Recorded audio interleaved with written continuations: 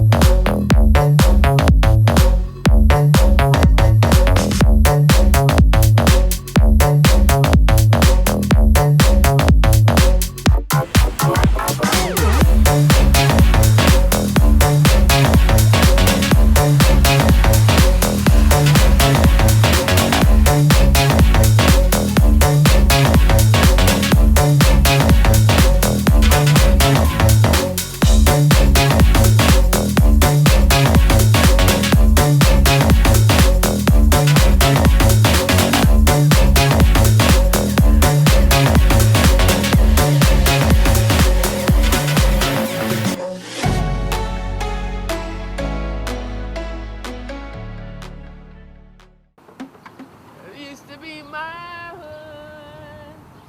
Used to be my hood. Remember? You remember. Walking up and down. Well, this used to be my neighborhood. Over here in Southeast Washington, D.C. And my neighborhood was called Arthur Caper Carrollsburg. Arthur Capers was this set of units over here, the townhouses. That was Arthur Capers. And all the apartments with the green roofs on them were Carrollsburg.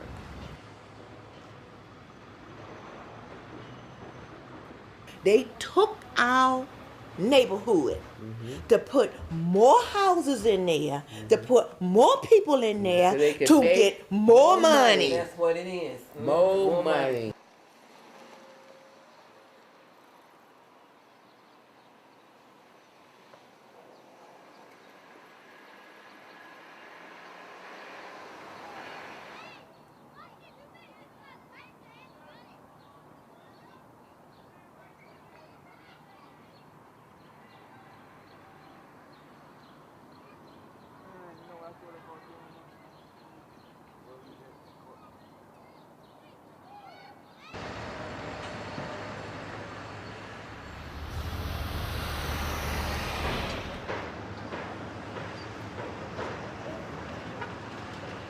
If you have the vision to see what the building can be and what it will be, if you can have a vision and you can see that, there's a ton of money to be made in it. High-end condos, high-end condos, high-end condos. Cracked out building. Right, but I think you have to be a little bit savvy and look into the future to say, okay, I'm willing to have, whether it's, a burned out building next to me or possibly a homeless person who's camped outside my front door, I'm going to walk by that every day. The security factor. Security guard. Of just feeling like I like my neighborhood and I'm okay with not having a great restaurant across the street. I'm paying less, I'm getting a beautiful place to live, and I know the new stuff is going to be coming in. But I've seen a huge amount of change just in a few years, and I can't fathom if you came here in '91. Demographically, it's shifted, and you have a lot of developers that are coming in here. So the mayor has to appeal to that business community that wants to develop at the same time. So they simply have to change their focus, and they can't cater to the same people before that were more worried about inner city services and about schools. It's now about that, but it's also about bringing in the business community and bringing in the development.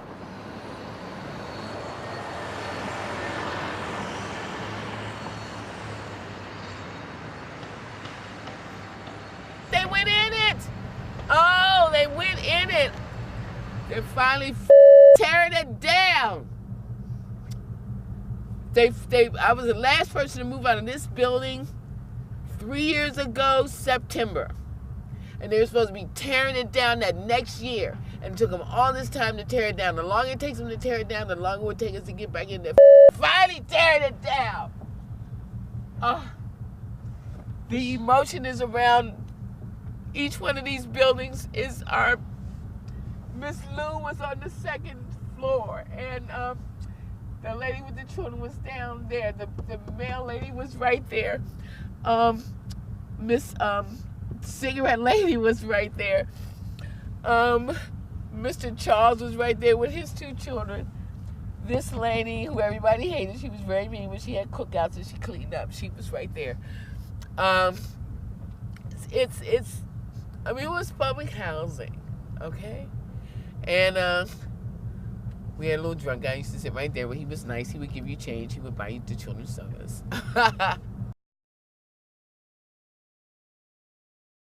Right, so we're stopping here. This one block is actually original housing that dates back to the 30s and 1940s. So this was the one block that wasn't part of all that redevelopment that I just talked about.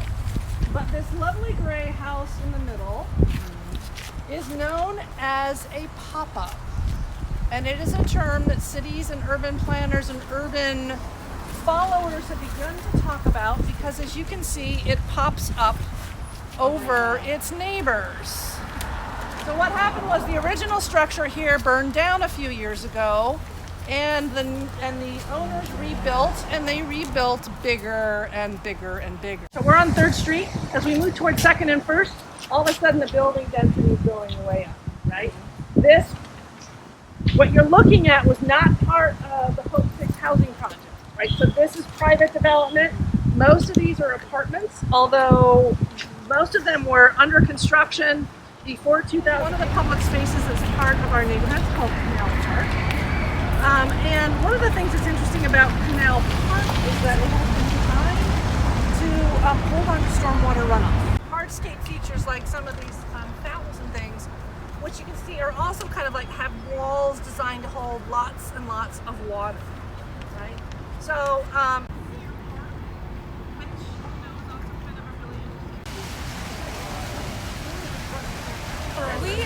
we're just showcasing our new pads. We just launched in 2019. You guys are welcome to take one with you if you like.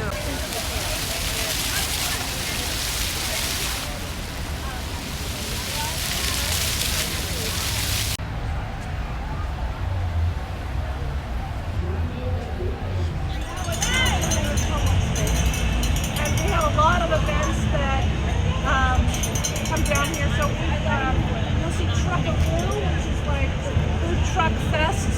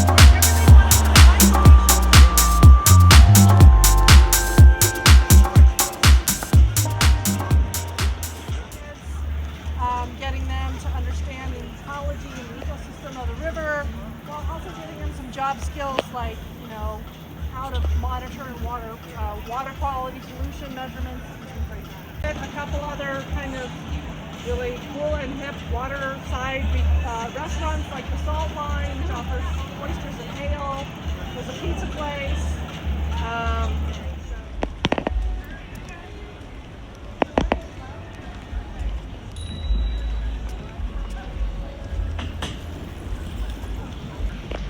So a couple of things worth noting to point out is, okay, you see those signs over there? One says sewage, the other one is that green going towards yeah, because the Andrews Air Force Base is that direction.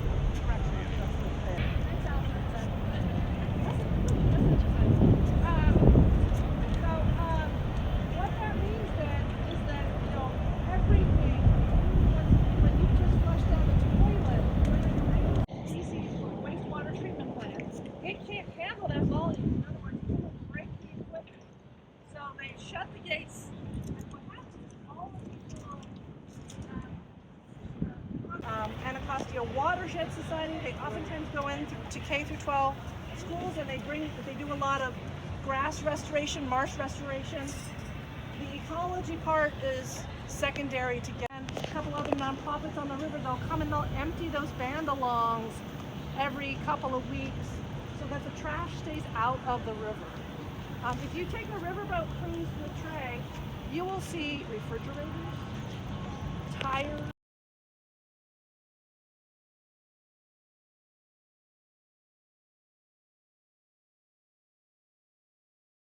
Multi-use space up there. In fact, you guys should take a look. So I gave you the Capitol Riverfront website, and they have all their calendar items here. One of the fun things to come do is a rooftop tour. Here, contribute to the bid, and the bid in turn built these kinds of things. But it's not public space. Okay, so while we think of it as public space, at any moment in time they can close it off, and they have.